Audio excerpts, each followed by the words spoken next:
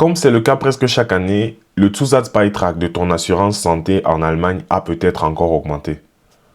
Il n'y a pas de panique à avoir, c'est peut-être le signal juste pour te dire que tu peux enfin changer de compagnie d'assurance. Beaucoup d'entre nous sont coincés chez AOK ou bien TK parce qu'on leur avait dit qu'ils vont là-bas depuis qu'ils sont arrivés. Alors qu'en réalité, ils ont peut-être la possibilité de changer d'assurance. De toutes les façons, c'est gratuit et permis de changer d'assurance au bout d'un an. Mais surtout encore, c'est permis de changer d'assurance lorsque le Zusatzbeitrag évolue, lorsque le Beitrag évolue. Donc là, par exemple, chaque année, le Zusatzbeitrag a évolué. Et si vous ne savez pas ce que c'est que le Zusatzbeitrag, on va regarder ça ensemble, tout simplement sur le site internet de Kemi Tenshaw. Donc, lorsqu'on se rend sur le site, on a la possibilité d'aller dans nos solutions en Allemagne et on regarde plus bas directement l'assurance santé. On propose aussi d'autres solutions d'assurance, comme vous le constatez. Mais sur l'assurance santé, on représente brièvement le système en Allemagne qui comprend le GKV, donc le Gesetzlich et le PKV. Ça, je suppose que vous le savez déjà. Mais ce qui nous intéresse dans cette vidéo, c'est de comprendre que chaque Krankenkasse fixe son propre taux du Zusatzbeitrag.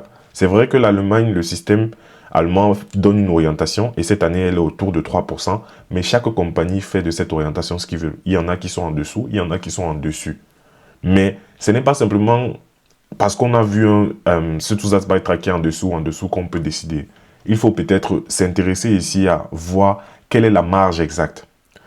Donc, le comparateur qu'on a ici prévu donne la possibilité d'insérer le Zusatzbeitrag de ton Krankenkasse à toi. Moi, par exemple, je suis à Barma, donc je vais mettre 3,2%. Si j'ai un salaire de 4 000 € brut par mois, je vois déjà que je peux avoir une épargne à l'année en changeant de 224,80 €. Donc, si je change d'assurance pour aller, par exemple, ici à la BBK, je peux m'assurer d'économiser ça. Et je peux donc venir aussi ici pour voir le comparateur et me rendre compte de où est-ce que mon assurance, moi, est, pendant que où est-ce que est telle ou telle autre assurance au niveau de ce Zusatzbeitrag. Imaginez-vous seulement une épargne de 1% sur votre Bruttogehalt sur 12 mois de l'année. J'ai des clients où c'est revenu à plus de 1 200 € à l'année. Donc, ça peut être intéressant pour vous puisque vous bénéficiez exactement des mêmes milestones et des mêmes performances. Le système de santé publique garantit la même chose à tous les assurés, peu importe la compagnie dans laquelle vous êtes parti. Étant donné qu'on a cette information-ci, on se pose peut-être la question pourquoi moi, je ne suis donc pas forcément en train de changer, moi qui suis à Barma. Ça peut aussi intéresser l'un d'entre vous.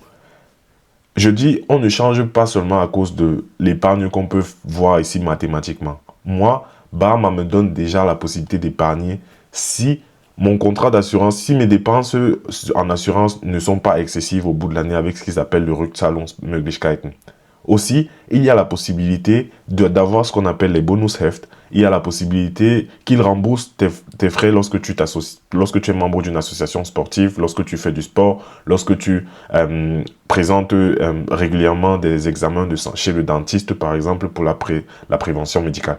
Donc, ce n'est pas forcément parce que effectivement on peut épargner ici que ça vaut la peine de changer, mais vous pouvez vous amuser sur ce site internet pour voir à peu près ce que ça représente dans votre cas. Et surtout, comme dit, n'hésitez pas à nous contacter si vous avez la moindre question, par exemple ici directement depuis WhatsApp. Je serai content d'avoir vos avis. Si cette vidéo vous a aidé, n'hésitez pas à la partager autour de vous. Ciao!